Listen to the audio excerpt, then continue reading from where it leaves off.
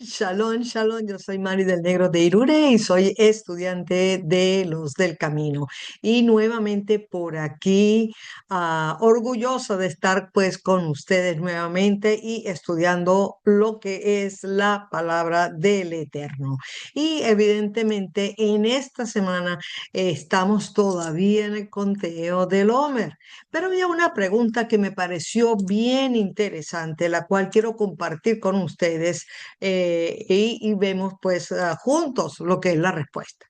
La pregunta es, si ya no existe templo, si ya no se puede presentar la gavilla en el templo, ¿se puede o se debe seguir contando el Homer? A mí me pareció muy buena pregunta. Así que vamos a ver primero justamente que nosotros sabemos y conocemos que hay diferentes pasos que la misma Mishnah nos dice acerca de la recolección del Homer, ¿verdad? Y son varios pasos, fíjese, voy a resumirlo nada más. El corte de la cebada. El corte de la cebada se hacía de noche y esto se hacía pues después del Shabbat, ¿sí? En público y con la confirmación del pueblo. Usted puede encontrar todo esto en la Mishnah en el Tratado Menahot 10:3. Aparte de esto, había una participación comunitaria, es decir, entonces que el sacerdote iba preguntando, ¿verdad? Y había una interrelación con el pueblo. Iba preguntando y el pueblo pues respondía de acuerdo a las preguntas, ¿ok? Se tenía que ir al campo después de ese Shabbat de Pesach y allí pues evidentemente se hacía todo este procedimiento, ¿sí? El sacerdote preguntaba si ya se puso el sol, si iba a cortar con esta hoz y el pueblo respondía sí, sí, cada vez que él hacía pues las preguntas. Luego había una preparación del grano. El grano no es que se llevaba todo así como estaba, no, había un procedimiento, como hemos dicho. Había que desgranarlo, había que limpiarlo, había que separarlo mejor para el eterno. Había de todas maneras que molerlo y de paso cernirlo, ¿verdad? Creo que eran hasta 13 cerniciones que se hacían antes de entregarse. O sea que lo que era la harina quedaba muy, muy fina y por supuesto de primera calidad. La primicia y lo mejor para el eterno. Luego se tostaba al fuego y posteriormente sí se presentaba pues en el templo, ¿verdad?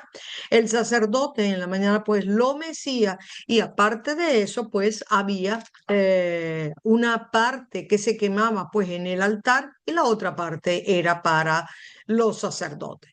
A partir de allí es que realmente uno podía comer el resto de los granos. Es decir, que este procedimiento era como, yo digo, la llave que abre ese estante y ahora sí, tenemos el permiso de comer todos los granos que se producían en la tierra de Israel. Pero todavía queda la pregunta en pie. Ok, muy bien. Esto quiere decir, si realmente este era un procedimiento del templo, si tenemos que tener la gavilla, ¿verdad? Tenemos que tener ya el grano listo. Si esto se llevaba justamente al templo para empezar el conteo del Homer, ujú, y hoy en día no tenemos templo, no tenemos esa gavilla, no hacemos el procedimiento junto con el pueblo y ni siquiera tenemos al sacerdote allí. Realmente es el conteo del Homer pertinente si no tenemos nada de estas cosas hoy en día. La pregunta verdaderamente a mí me parece que es buena. ¿Ok? ¿Se debe seguir contando entonces el Homer? Bueno, ¿cuál es, vamos a decir, la posición que tienen algunas personas? Bueno, es lo que hemos dicho. El Homer originalmente es agrícola, no es espiritual. Por lo tanto, el texto bíblico describe una práctica que es agrícola, es llevar las primicias, ¿verdad?, de cebada. Y eso es correcto. El otro argumento es que el conteo actual podría no ser, fíjate qué interesante, podría no ser bíblicamente obligatorio. ¿Por qué? Porque no está el templo y esa ofrenda no se puede llevar. Por lo tanto, ¿verdad? El mandamiento que es justamente el conteo del hombre y hacer todo este procedimiento, pues como que pierde un poco vamos a decir que la vigencia, ¿verdad? De llevar y hacer el conteo del hombre. Bueno, en parte vamos a contestar a la primera parte, ¿verdad? Si, aunque el Homer surge de un contexto agrícola, la Biblia muestra que no es solamente agrícola, sino es un acto espiritual de consagración. Miren, vamos a Levítico 23:11, dice así: y el sacerdote mecerá la gavilla, pero fíjense lo que dice aquí, para que seáis aceptos. Es decir, que eso no solo dice que es para la cosecha, sino que para que el pueblo sea acepto delante del Eterno.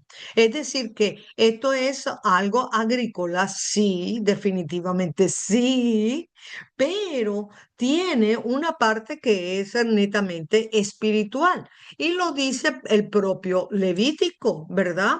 Es decir, entonces, que en Deuteronomio 26, del 1 al 2, exactamente también lo menciona. Tomarás de las primicias y las pondrás delante de Adonai tu Elohim. Es decir, que las primicias son parte de la adoración al Señor, del reconocimiento que Él es el que provee todas las cosas, ¿verdad? Y de un agradecimiento, pues, delante del Eterno. Y aparte de eso, también de que nosotros estamos agradecidos con Él. Ok, entonces. Mira otra cosa interesante. Wellman dice que las primicias eran un acto de consagración total. Simboliza que toda la cosecha pertenece a Elohim y queda consagrada por medio de la primera parte. Es decir, que si usted consagra una parte, todo el resto queda consagrado.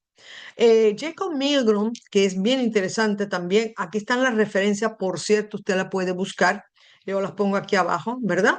Dice, las ofrendas en Levítico combinan funciones agrícolas con propósitos teológicos en relación con el Creador. Bien interesante, ¿verdad que sí? Ok. Y la segunda parte, sin templo el conteo del hombre pierde validez bíblica. Bueno, estamos de acuerdo, ¿verdad?, de que el conteo estaba ligado totalmente a esta ofrenda y que Dios permite estas prácticas externas para que se conviertan en ciertas disciplinas internas. Y dice en Levítico 23, contaréis desde el primer día que trajiste el Homer. Es decir, sigue siendo esto un mandamiento. Y es cierto, y es agrícola. Ok, pero y una vez que el templo fue destruido, ¿qué hacer en ese caso? Y eso es lo que el Sanedrín y los rabinos posteriormente trataron de decidir qué hacer justamente después de la destrucción del templo. Así que vamos a ver diferentes posturas. Una de ellas, bien importante, es la posición que tiene Maimónides. Maimónides sostiene que el conteo sigue siendo un mandamiento bíblico vigente.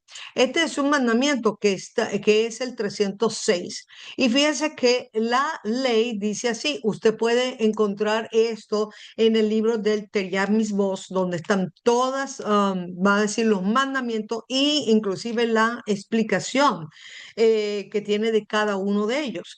Así que Maimónides dice que este es un mandamiento que sigue vigente. Dice así la ley, todas las noches durante 7 semanas comenzamos a contar desde la segunda noche de Pesaj la cantidad de días que han transcurrido desde que se ofreció el Homer. Es un mandamiento positivo contar 7 semanas. Y este mandamiento es obligatorio, mira lo que dice Maimónides, obligatorio en todo lugar y en todo tiempo. Aquí está la referencia. Es decir, mis hermanos, que esté donde esté, el mandamiento sigue vigente. Es verdad, no hay templo, es verdad, no tenemos hoy en día la gavilla, no tenemos los sacerdotes, pues como quisiéramos tenerlo.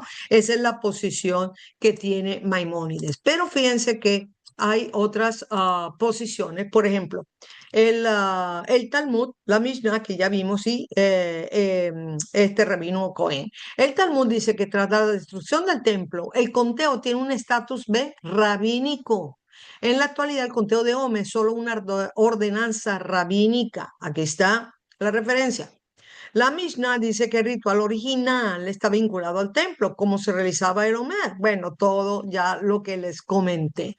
Y este rabino Cohen dice que tras la destrucción del templo, mira qué interesante e importante, tras la destrucción del templo, muchas prácticas fueron reinterpretadas para preservar su significado sin ese sacrificio o sin esa ofrenda. Entonces, ¿por qué nosotros seguimos contando el Omer a pesar de que no tenemos el templo? Bueno, por 3 cosas importantes. Un memorial del templo, independencia espiritual progresiva y una práctica continua del pueblo de Israel. Un memorial del templo, sí, es un recordatorio del santuario. No olvidar que fuimos de la libertad de Pesa y necesitamos una preparación para seguir y recibir posteriormente es nuestro propósito en Shavuot. Es una independencia espiritual progresiva. Algunos sabios entendieron que el conteo del Homer tiene un valor espiritual. Levin dice que el conteo transforma un ciclo agrícola en una narrativa teológica de significado histórico. Y evidentemente que la práctica, la continuidad misma, le otorga pues al conteo del Homer ese peso normativo que tiene hoy en día.